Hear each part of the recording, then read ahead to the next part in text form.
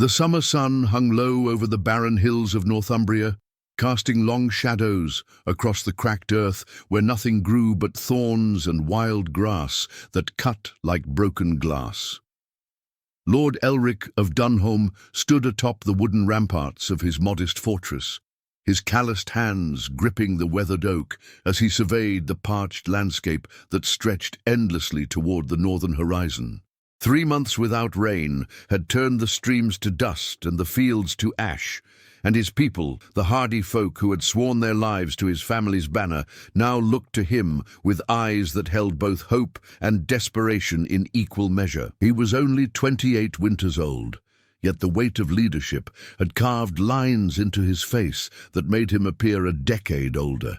His dark beard streaked prematurely with silver, his green eyes perpetually shadowed by the burden of responsibility that sat upon his shoulders like an iron yoke. The fortress itself was nothing grand, no towering castle of stone with flags snapping in proud winds, but rather a sturdy collection of timber walls and earthworks that his grandfather had built with his own hands, backed by loyal men who believed in something more than gold or glory. Within these walls lived 43 souls, farmers and craftsmen, wives and children, elderly warriors too stubborn to die, and young boys eager to prove themselves men. They had survived Danish raids, harsh winters that froze the marrow in their bones, and seasons of plenty that had made them believe, however briefly, that God smiled upon their small corner of the world. But this drought had tested them all, pushing them to the very edge of survival, rationing water from the single deep well that had become their lifeline, praying each morning that it would not run dry before the autumn rains returned. Elric descended from the ramparts, his boots striking the hard-packed earth with hollow thuds that seemed too loud in the oppressive stillness of the afternoon heat. His lieutenant, old Godric, a grizzled warrior whose face bore the scars of a dozen battles and whose left eye was milky white from a Saxon blade that had nearly taken his life 20 years past, approached with a wooden cup in his gnarled hands. The water within looked more precious than wine, clear and cold from the depths where ancient springs still flowed. Godric offered it without words, understanding that his lord had been standing watch since dawn, but Elric shook his head, gently pushing the cup back toward the old warrior. There were children who needed it more, mothers whose lips were cracked and bleeding from thirst, elderly men and women whose bodies could not endure much longer without proper hydration.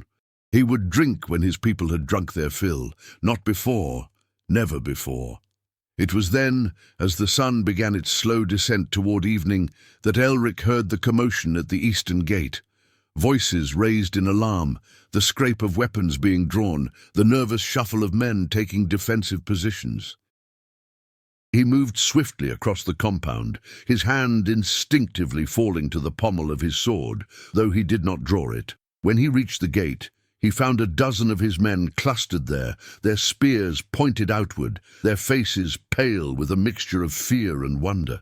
Beyond the threshold, collapsed in the dust like a fallen oak, lay a woman unlike any Elric had ever seen. She was enormous, easily 7 feet tall, perhaps more, with shoulders as broad as a blacksmith's and arms thick with corded muscle that spoke of impossible strength. Her skin was sun-bronzed and marked with intricate blue tattoos that wound like serpents up her forearms and disappeared beneath the torn leather of her armor. Long braided hair, the color of winter wheat, lay tangled and matted with dirt across her face, and when she lifted her head with tremendous effort, Elric saw eyes the pale blue of northern ice, eyes that burned with defiance even as her body betrayed her weakness. She was dying of thirst, this much was clear.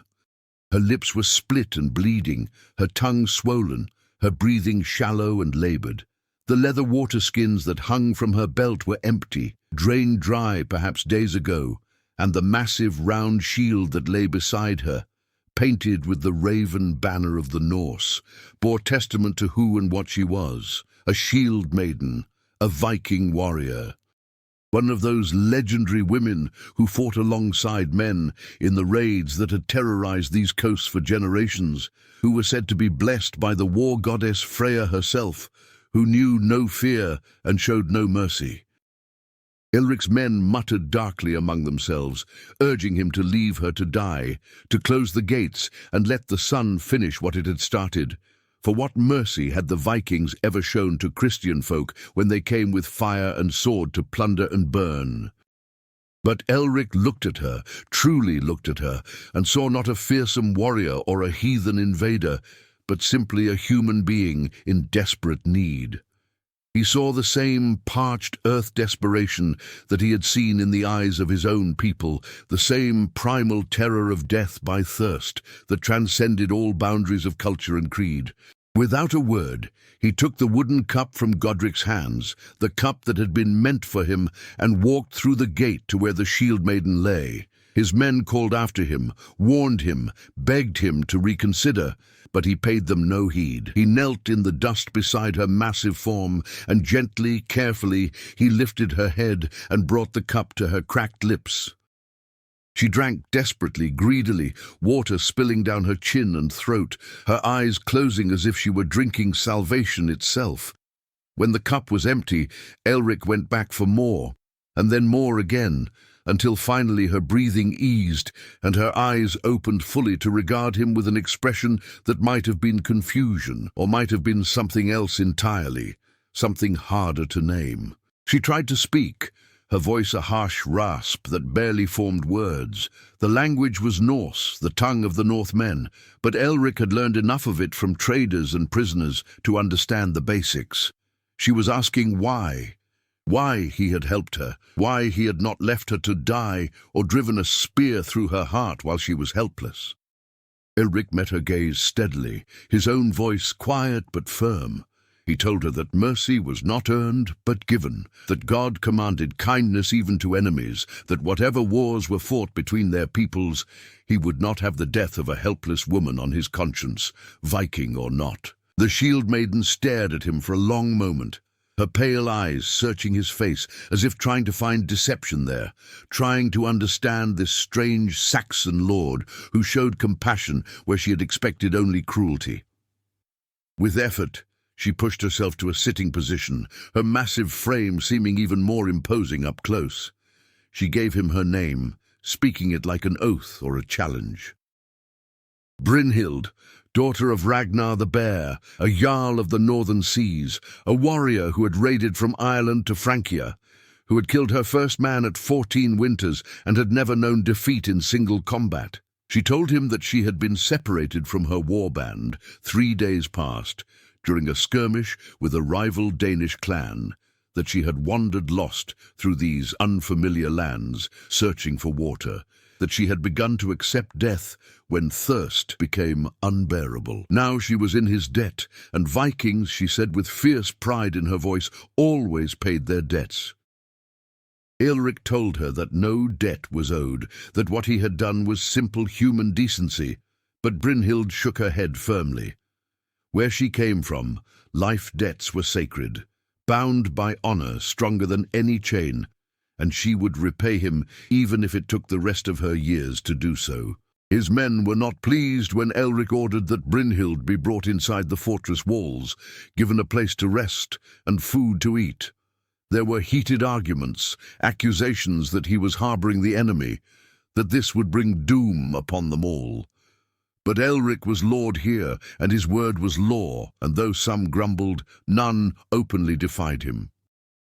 Brynhild was given a corner of the great hall, far from the families who watched her with frightened eyes, and she sat there in silence, her shield and axe placed carefully beside her, her gaze distant, as if seeing things beyond these wooden walls.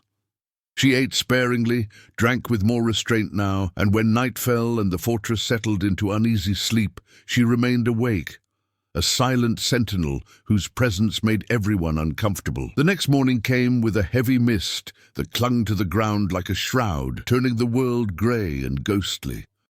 Elric rose before dawn, as was his custom, climbing once more to the ramparts to perform his morning watch, and it was there, as the first pale light of sun began to burn away the fog, that he saw them.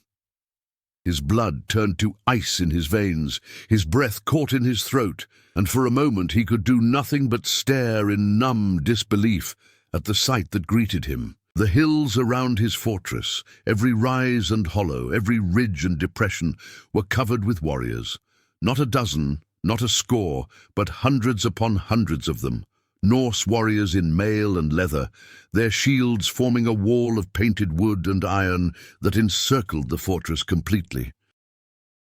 300 men, perhaps more, standing in perfect silence as the mist swirled around their legs, their spears pointing skyward like a forest of deadly trees, their eyes fixed upon the wooden walls where Elric's tiny garrison sheltered.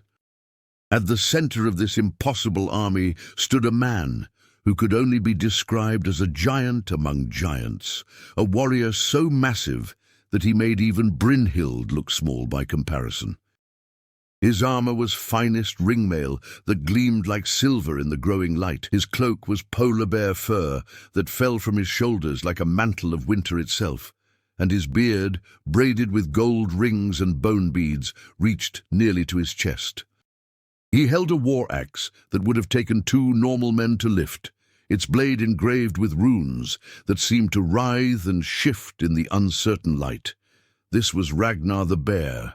Elric understood with sinking dread, the Jarl, the father, and he had brought his entire warband to this place.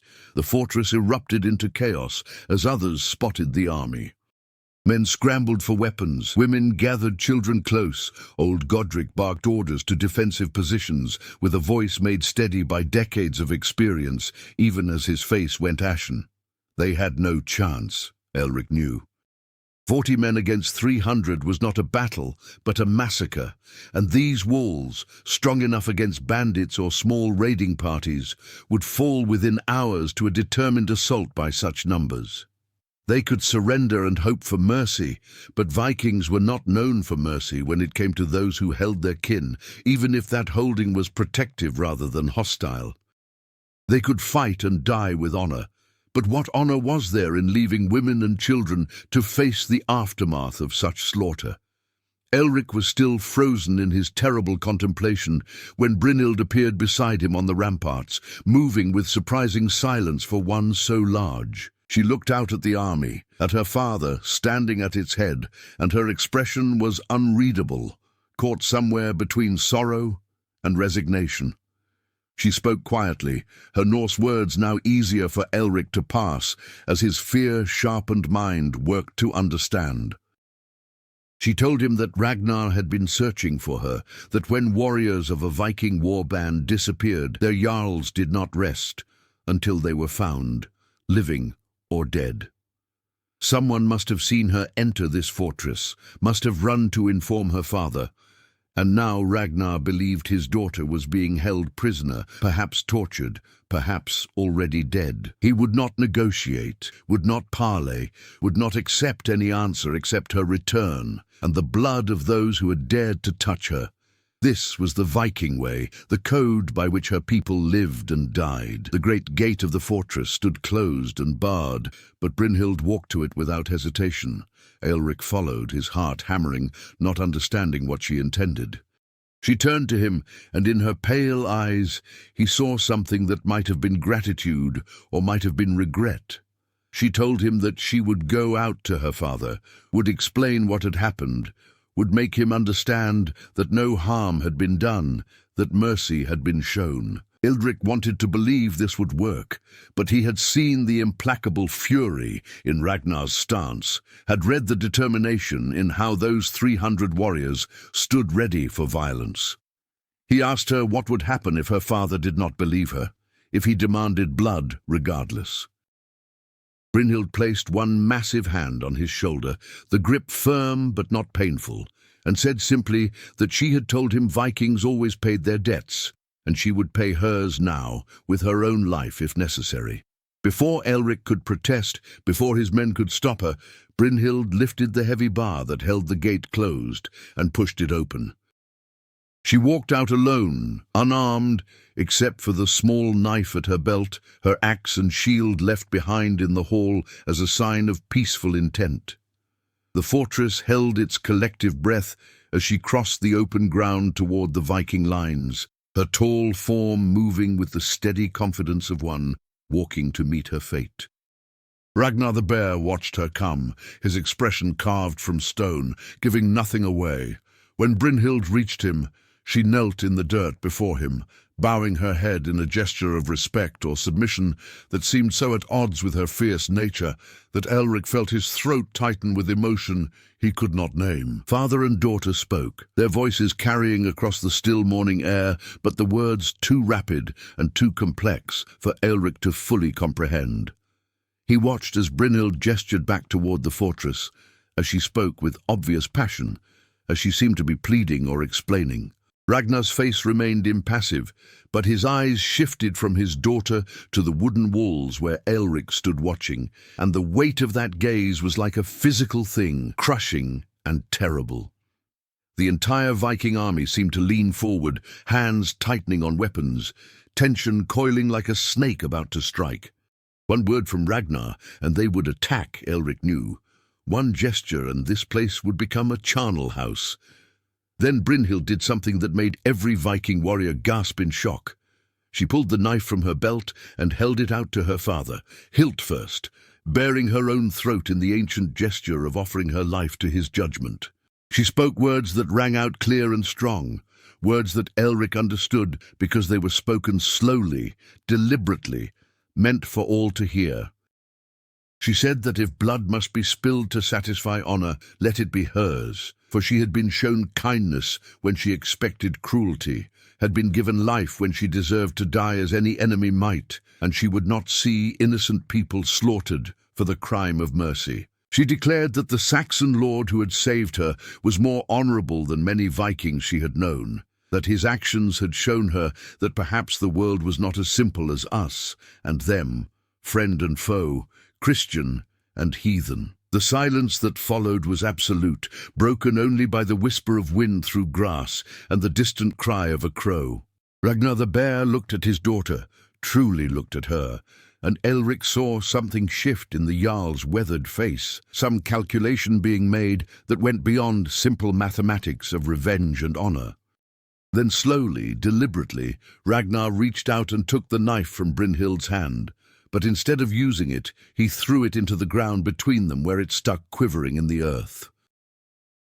He spoke, his voice like grinding stones, and though Elric could not understand every word, the meaning became clear as Ragnar turned his full attention toward the fortress and raised one hand in a gesture that could have been greeting or challenge.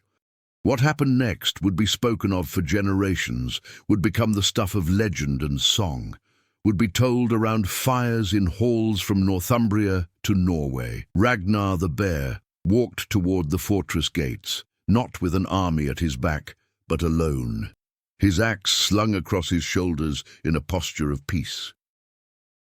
Brynhild followed, her head held high now, tears streaming down her face though she made no sound of weeping.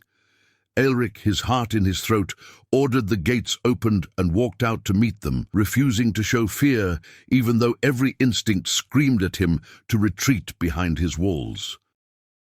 The two men met in the space between fortress and army, between Saxon and Viking, between two worlds that had known nothing but conflict for longer than either could remember.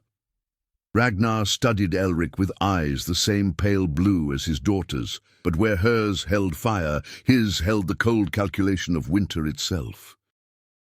He spoke in heavily accented but understandable Saxon, words clearly learned from traders or prisoners, shaped by a mouth more used to Norse.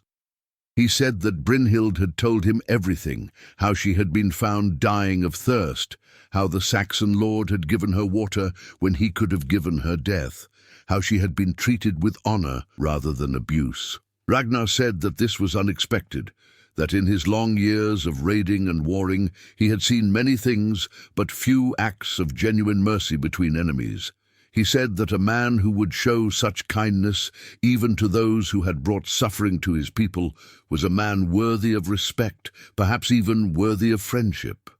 Eldrick found his voice, speaking carefully, choosing words with the weight of his entire community resting upon them. He told Ragnar that he had acted not for gain or glory, but because it was the right thing to do, because he believed that even in war, even between enemies, there must be some small spark of humanity that remained untarnished, some line that should not be crossed. He said that he did not expect this to change anything between their peoples, did not imagine that one cup of water could wash away years of bloodshed and mistrust. But perhaps it could be a beginning, a small stone dropped in still water whose ripples might spread farther than anyone could predict. He said that he was tired of war, tired of watching his people suffer, tired of living in fear that each summer would bring another raid, another season of burning and death. Ragnar the bear was quiet for a long time, his massive frame utterly still, his face unreadable. Then he did something that shocked everyone watching, Saxon and Viking alike. He removed the golden ring from his own arm, a thick band of worked gold, decorated with intricate knotwork and set with garnets, a piece of jewelry that spoke of wealth and status beyond measure. He held it out to Aelric, offering it not as tribute or payment, but as a gift between equals, a symbol of oath and alliance. He said that from this day forward, Elric's fortress would be under his protection, that any Viking who raised weapon against these walls would face Ragnar's own fury, that the debt his daughter owed would be honored by him and his entire warband. He said more, words that tumbled forth in a mixture of Norse and Saxon, speaking of how the world was changing, how the old ways of constant raiding were becoming harder as Saxon kingdoms grew stronger and more united, how perhaps it was time for Vikings to seek different paths, to find new ways of living alongside those they had long considered only as prey. Eldrick took the arm ring with trembling hands, feeling the weight of gold and meaning both. He slipped it onto his own arm, and the gesture felt like more than mere acceptance of a gift, felt like the sealing of something profound and possibly dangerous, an oath that would bind him to these Norse warriors in ways he could not fully comprehend. Ragnar smiled then, a fierce grin that showed teeth filed to points in the manner of some northern clans, and he clasped Elric's forearm in the Viking greeting, strength meeting strength, respect given and received. Brynhild stood beside them, her face radiant with relief and pride, her tears dried now, replaced by something that might have been hope. The 300 Viking warriors who had surrounded the fortress began to disperse, not in defeat, but in what seemed almost like celebration, their voices rising in songs that spoke of brave deeds and unexpected alliances. Some approached the fortress walls, calling out greetings in broken Saxon, offering trade goods from their ships, small gifts of acknowledgement to the people who had shown mercy to one of their own. Aelric's people, initially terrified, slowly began to respond, cautiously at first, then with growing curiosity and tentative friendliness. Old Godric looked as if his entire understanding of the world had been upended, his one good eye wide with disbelief, but even he managed to nod gruffly when a scarred Viking warrior offered him a horn of mead. Over the following days, something remarkable took shape around the modest fortress of Dunholm. The Vikings made camp in the surrounding hills, but it was not the camp of besiegers or raiders. They brought food from their ships, salted fish and preserved meats, hard bread and wheels of cheese, sharing their provisions with Aelric's people who had been stretched thin by the drought. In return, the Saxons offered what hospitality they could, opening their hall for gatherings, where Norse and Saxon sat side by side, where stories were exchanged in halting, often humorous attempts at mutual language, where children overcame their fears and played together with the easy adaptability of the young. Brynhild remained in the fortress, not as prisoner but as honored guest and bridge between two worlds, teaching some of the Saxon women the fighting techniques of Shieldmaidens, while learning from them the crafts of weaving and herb lore that Viking women also prized. Ragnar the Bear spent long hours in conversation with Aelric, the two men discovering unexpected common ground despite the vast differences in their cultures and beliefs. They spoke of the challenges of leadership, of the weight of responsibility for those who depended on them, of the difficult balance between strength and mercy, between tradition and change. Ragnar told tales of his many raids, of distant lands seen and battles fought, of the gods his people worshipped and the values they held sacred. Aelric in turn spoke of his own faith, of the Christian God who preached love and forgiveness, of the saints and their miraculous deeds, of the hope for heaven that sustained his people through earthly trials. Neither man converted the other, neither compromised his beliefs, but both came away with deeper understanding, with recognition that perhaps the gap between pagan and Christian was not as unbridgeable as they had been taught to believe. It was Ragnar who first suggested the idea that would change everything, speaking it almost casually one evening as they shared a cup of ale in the hall.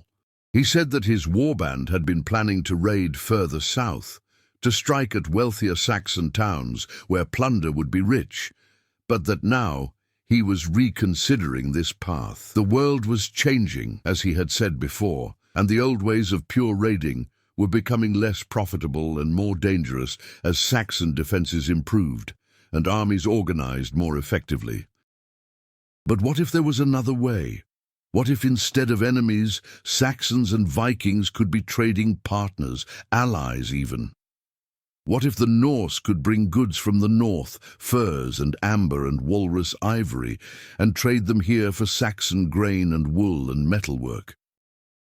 What if the warriors who had once burned villages could instead protect trade routes, ensuring safe passage for merchants of both peoples? It would require trust, vast amounts of trust, and it would require leaders willing to take risks, to stand against those on both sides who would prefer the familiar patterns of hatred and violence. Aelric sat in silence, turning the idea over in his mind, examining it from every angle. It was audacious, possibly foolish, fraught with dangers both political and practical. His own king, the ruler of this Saxon realm, might see such alliance as treachery, might strip him of his lands and title, might even order his execution. And yet, the alternative was to continue as they had been, locked in endless cycles of raid and reprisal, of burned homes and murdered innocents, of hatred passed from generation to generation like some terrible inheritance. He thought of his people, of their drawn faces and hungry eyes, of children who knew fear before they knew joy, of old men and women who had buried too many of their own to count. He thought of Brynhild, of how a simple act of kindness had led to this impossible moment, of how mercy had opened doors that force had only ever slammed shut. He gave his answer, and it was yes. Yes, he would work toward this alliance, this trade partnership, this new way of relating between Saxon and Viking. Yes, he would use whatever influence he had, whatever connections his family name still commanded, to present this possibility to his king and to other Saxon lords. Yes, he would take the risk, accept the danger, because the alternative was simply more of the same, and that path led only to ruin for everyone. Ragnar's smile when he heard this was genuine, warm, the smile of a man who had found something he had not known he was looking for. They clasped arms again, and this time it felt like more than ceremony, felt like the forging of something real and lasting, something that might survive beyond their own lives if they were wise enough and lucky enough to nurture it properly. The Vikings remained encamped around Dunholm for 2 full weeks, and in that time the impossible began to seem merely improbable, then gradually normal. Trade began in small, tentative ways, Vikings exchanging northern goods for Saxon produce, deals struck with handshakes and oaths witnessed by both peoples. Young men who might have fought each other to the death instead competed in games of strength and skill, wrestling matches and axe-throwing contests that drew cheering crowds and fostered grudging mutual respect. Women shared recipes and child-rearing techniques, finding that despite different languages and customs, the fundamental concerns of motherhood were universal. Even the priests and the pagan mystics found ways to coexist, agreeing to disagree on matters of theology, while acknowledging that both sought connections to forces greater than themselves. Brynhild and Elric spent many hours together during this time, sometimes speaking of serious matters, of politics and strategy and the challenges that lay ahead, but often simply enjoying each other's company in comfortable silence. A bond had formed between them, forged in that moment when he had chosen mercy over vengeance, when she had chosen to risk everything to protect those who had protected her. It was not romantic love, though others might have mistaken it for such, but rather something deeper and perhaps more rare, a connection built on mutual respect and recognition of shared values that transcended all superficial differences. Brynhild told him that she had decided to remain in this land rather than return north with her father, that she felt called to serve as permanent liaison between the two peoples, to use her unique position as bridge and translator in both language and culture. Elric was honored and relieved, knowing that her presence would make the difficult task ahead infinitely more achievable. When finally the time came for Ragnar the Bear to depart, to return north with his warband, to begin the complex task of convincing other jarls and chieftains that this new way was worth pursuing, the farewell was bittersweet. Father and daughter embraced with fierce emotion, understanding that they might not see each other again for many months, perhaps years. Ragnar placed both his massive hands on Elric's shoulders, looking down at the smaller Saxon man with eyes that held unexpected warmth. He said that Elric had given him back his daughter, but more than that, had given him hope that the future could be different from the past, that the endless cycle of violence could be broken if men of courage were willing to take the first steps. He said that this was worth more than all the gold in England, worth more than fame or glory, worth the risk of everything. The 300 Viking warriors departed in the same organized silence with which they had arrived, but now they left as allies rather than enemies, as partners in an uncertain venture rather than conquerors or raiders.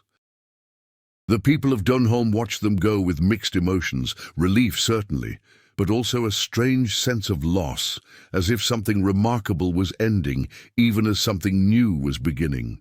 The fortress felt suddenly quiet and small after the bustle and noise of so many visitors, and yet also more secure than it had been in years, protected now not by walls alone, but by oaths and alliances that might prove stronger than stone. The weeks that followed were challenging in ways Elric had not fully anticipated.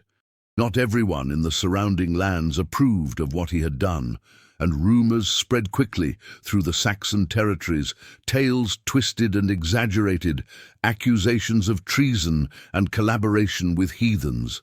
Some neighboring lords sent angry messages, demanding explanations, threatening to report him to the king as a traitor. Others were more cautiously intrigued, willing to at least listen to arguments about the potential benefits of peaceful trade over constant warfare.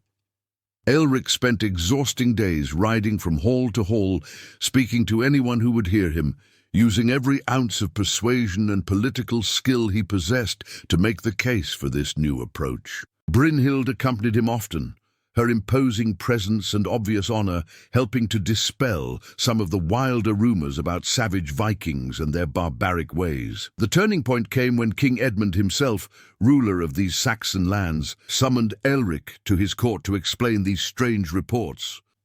Elric went with deep trepidation, knowing that his life might hang on how well he could articulate the vision he and Ragnar had conceived. He brought Brynhild with him, a calculated risk that could either demonstrate the sincerity of Viking intentions or confirm suspicions of dangerous collusion. The court was hostile, filled with nobles and warriors who had lost loved ones to Viking raids, who saw all Northmen as irredeemable enemies. But Elric spoke from his heart, describing the drought, the dying Shieldmaiden, the choice he had made to show mercy. The 300 warriors who could have destroyed his fortress, but instead chose peace when offered respect. He spoke of trade routes that could enrich Saxon and Viking alike, of alliances that could redirect Viking energy from raiding to protecting commerce, of the possibility that their children might grow up in a world where the annual terror of longship sails on the horizon was replaced by the mundane routine of merchant vessels bringing valuable goods. King Edmund listened in silence, his weathered face unreadable, his councillors muttering and arguing among themselves.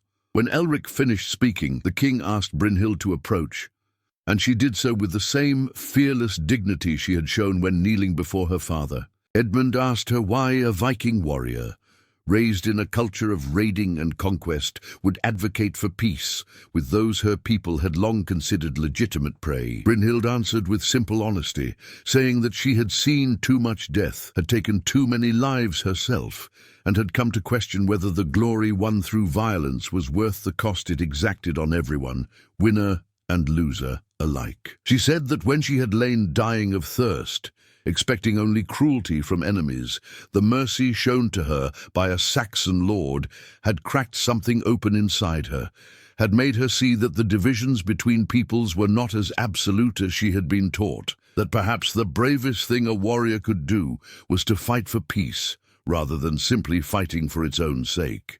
The king deliberated for 3 days, consulting with his advisors, sending messengers to speak with other Saxon lords, weighing the risks against the potential rewards.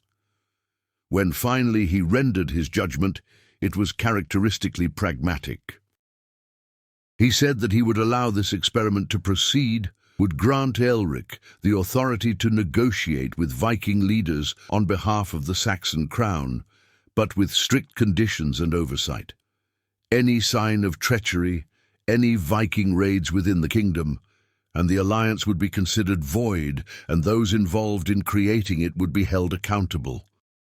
It was a tentative approval, hedged with warnings and restrictions, but it was approval nonetheless, and Elric returned to Dunholm feeling as if an impossible weight had been lifted from his shoulders. The years that followed were not easy, and the path forward was neither straight nor smooth. There were setbacks and betrayals, moments when the entire enterprise seemed on the verge of collapse. Some Vikings, unwilling to abandon the old ways, continued raiding despite Ragnar's orders, forcing harsh justice and executions to maintain the credibility of the alliance. Some Saxon lords, unable to overcome their hatred and suspicion, actively worked to undermine the trade agreements, spreading lies and fomenting violence. But slowly, painfully, gradually, the new order took root and began to grow. Trade flourished, bringing prosperity to regions that had known only poverty and fear. Mixed settlements appeared, places where Saxon and Viking lived side by side, where children grew up speaking both languages, where marriages crossed the old boundaries and created families that belonged to both worlds and neither. Elric and Brynhild remained at the center of this transformation, their unlikely friendship becoming a symbol of what was possible when enemies chose to see each other's humanity rather than just their differences. Brynhild never returned to her people permanently, instead making Dunholm her home, though she travelled frequently north to maintain connections and mediate disputes. She trained a generation of Saxon women in the arts of self-defense, not to create warriors, but to give them confidence and capability, the knowledge that they need not be helpless victims in a violent world. Elric, for his part, became known throughout the Saxon lands as the Lord of Bridges, a man who built connections rather than walls, who proved that courage sometimes meant extending a hand rather than raising a sword. Ragnar the Bear kept his word, and the oath he had sworn on that misty morning, when he had been prepared to destroy Dunholm, became the foundation of his legacy. He spent his remaining years working tirelessly to transform Viking culture from within, arguing that true strength lay not in how much one could take by force, but in what one could build through cooperation. Not all were convinced, and he made enemies among the more traditional jarls, but enough were persuaded that the shift became irreversible.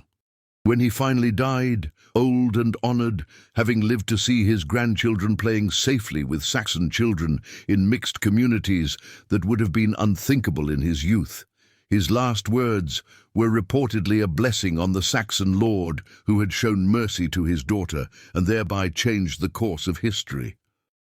The drought that had brought Brynhild to Dunholm eventually broke, autumn rains returning in torrents that turned the parched earth green again, filling the streams and rivers, washing away the dust of that terrible summer.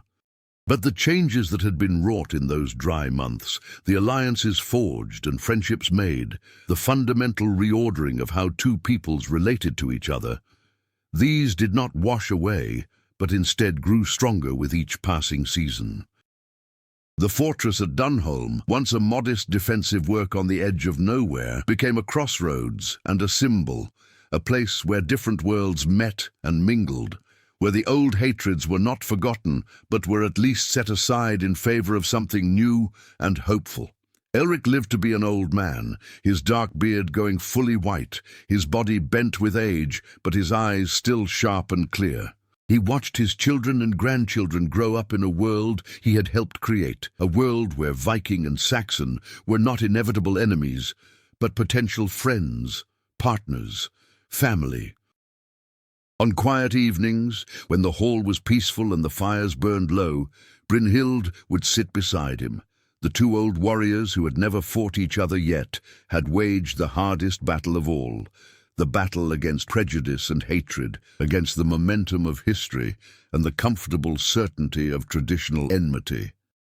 They would sometimes speak of that day when everything changed, when a choice made in simple compassion had cascaded into consequences neither could have predicted, when mercy had proven more powerful than any weapon. The storytellers and poets who came after would embellish the tale, adding elements of romance and prophecy, of divine intervention and magical portents. But those who had been there, who had witnessed the real events, knew that the truth was both simpler and more profound than any fiction. A man had seen another human being in need and had chosen to help, expecting nothing in return. That simple act, that basic decency, had cracked open a door that had been rusted shut for generations, had let light into darkness, had shown that different futures were possible if only people were brave enough to reach for them. It was not a tale of heroes and villains, of good triumphing over evil, but rather a story of ordinary people making extraordinary choices, of the quiet courage required to show kindness to enemies, of the faith necessary to believe that the world could be better than it was. And so the years turned, seasons cycling through their endless dance, winters harsh and summers kind, and the land that had known so much blood and sorrow gradually became a place where children could grow up without constant fear, where merchants traveled safely, where the horizon held promise rather than threat. The fortress at Dunholm stood as it always had, its wooden walls weathering and being rebuilt, its deep well still providing water to all who needed it, regardless of their origins or allegiances. And sometimes, on certain evenings when the light slanted gold across the hills and the wind carried distant songs, travelers passing by would swear they could see two figures standing on those ramparts, a Saxon lord and a Viking Shieldmaiden, looking out over the land they had helped to heal, their friendship a bridge across every divide, their legacy written not in blood, but in the peaceful live of those who came after. The lesson, if there was one, was this, that mercy is never wasted, that kindness plants seeds whose harvest cannot be predicted, that the smallest acts of human decency can ripple outward in ways that change the world. That sometimes the bravest thing a warrior can do is to lower his weapon and offer water to a dying enemy, and that from such small beginnings great things can grow, if we have the courage to nurture them and the wisdom to recognize that our shared humanity matters more than our differences. This was the story of how he gave water to a giant Shieldmaiden, and how that simple act of compassion transformed enmity into alliance, hatred into hope, and endless war into the possibility of lasting peace. If you enjoyed this epic tale of mercy and transformation, of enemies becoming allies through the courage of compassion, please like this video and share it with others who appreciate stories of human decency triumphing over hatred. Subscribe to Medieval Stories for more immersive historical narratives that explore the complexities of the past and the timeless values that connect us across centuries. And please, leave a comment below telling us about a time when an act of kindness changed your perspective, or when mercy proved more powerful than force. We love hearing from our community, and your stories inspire the tales we tell. Thank you for listening to this journey through medieval lands where honor, courage, and compassion forged a new future from the ashes of ancient conflicts.